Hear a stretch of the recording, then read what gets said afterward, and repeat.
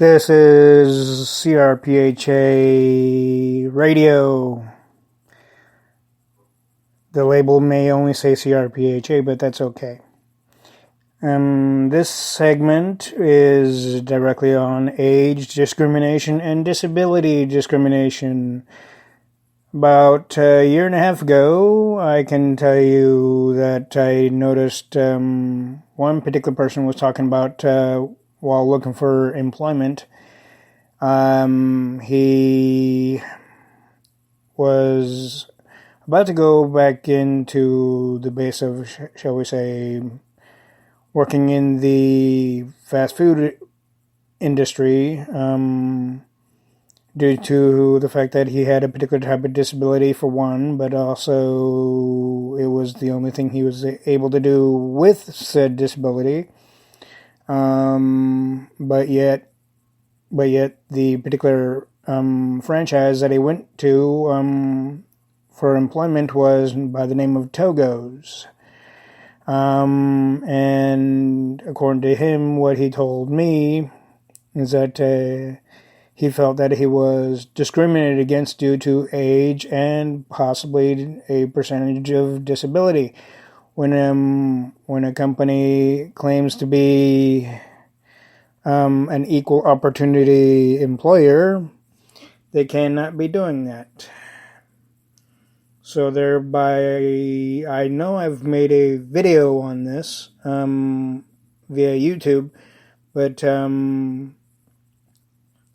thought I'd do a podcast or radio base of this because it's very important to know that those companies that have the base of age and disability discrimination should know that no matter what type of disability and no matter the age, if they're able to do certain things to maybe even to a limit or a certain extent, if you will, they should not be turned away. They should be given a chance. Because no company can claim to be an equal opportunity employer and completely turn away a more than qualified person for said job that they applied for. And with that, they need to realize that if they keep doing that, they could easily be fined a quite large amount. And with that, the Better Business Bureau, or many people know it as the BBB, and on top of that, if you start discriminating due to a person's disability that's even currently working for you and on your payroll, you should not discriminate. Be that, of course, because the labor board can even find you as well, and you would be to the points of possibly more than sued on top of that. Although, if the employee were to contact the labor board and the Better Business Bureau by the applicant, the one location, it doesn't matter where it is, can totally have a negative effect and a negative viewing on the company. Be that, of course, if it's a chain, and thus it can also happen that way, even if it's a one location aspect of a retail or fast food industry type of business. But the one thing is that I know there's not many of them that discriminate on age and disability, but there are those that have, and they need to quit that crap.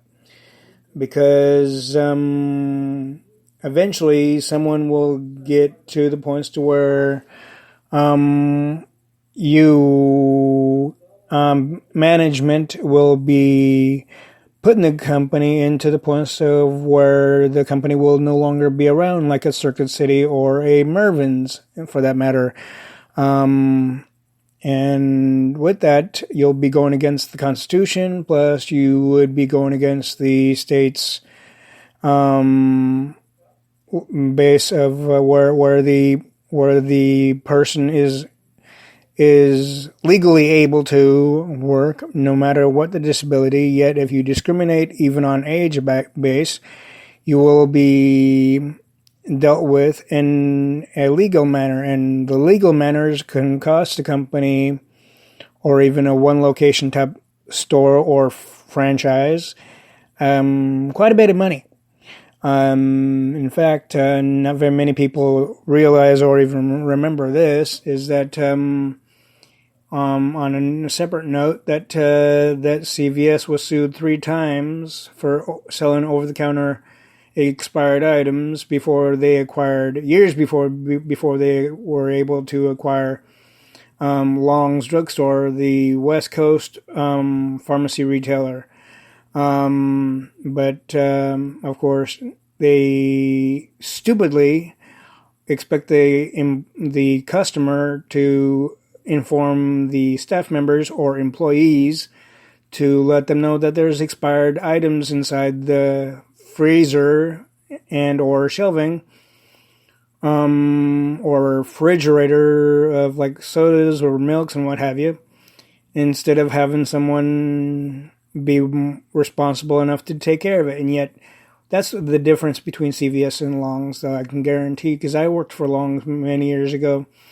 Every few months or so, that Long's would have an employee go to various different parts of the store within each aisle and make sure that none of the items were even remotely close to the expired date.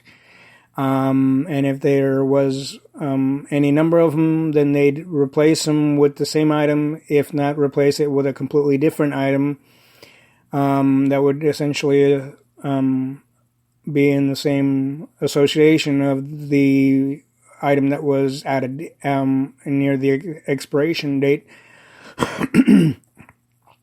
at times. But of course, sometimes they'd even leave the space empty till they got another delivery or shipment of said item, if they were going to sell it again or replace it with something totally different. But of course, outside of that, the Long's never had a problem with discriminating against anybody's disability or anybody in general with a disability, and Long's never discriminated against anybody in the age bracket or base. So those businesses who have better listen very clearly, because you will be fined and, if not sued, by the applicant or employee, whichever the case may be, especially when it comes to a base of a promotion. Because let's see, here's one aspect for everybody to remember, that Walmart was sued due to the fact that they didn't believe that women would be the right fit for management positions. Thereby, of course, Walmart was sued in a number of states due to that particular thing. Of course, it had nothing to do with women's rights or nothing, but the basic fact is it had to do with humanity rights, in the sense that if men can do it, and if women are able to manage other retail stores, then they should be able to manage the stores of Walmart. And basically, Walmart, each time Walmart gets sued, it's making a bad name for them. But the one thing is that I don't believe in age or disability discrimination. Heck, I don't agree with any type of discrimination. But I know it's still out there, unfortunately. And I can tell you that if I had a person that wanted to join in with me in the sense of advocating like I have since 2004, I would not discriminate against them. All I would do is logically check their abilities and what they can do and what they know and what have you else of their knowledge, and And I can tell you that I would give them a try in the sense that to see how far they can go within their own abilities, which basically meaning, of course, I would never turn them away. Would you, if you were in the management or company ownership position? You can let me know on that one on CRPHA radio/podcast on Facebook or CRPHA Humanitarian Advocate. This is CRPHA Radio, the second installment of the podcast radio show. If you want to have any other thing discussed on this thing, please let me know. But you can let me know again on CRPHA Radio Podcast page of Facebook and or CRPHA Humanitarian Advocate on Facebook as well. This is Humanitarian Advocate of CRPHA. Have a good day and please stay safe and please do not get into trouble. And also, always follow the law to the letter. It's better to follow the laws to the letter in any state and country you're in instead of only going half-ass. So basically, again, have a good day and please, again, stay safe. And may Heavenly Father bless the United States of America and Trump for 2020.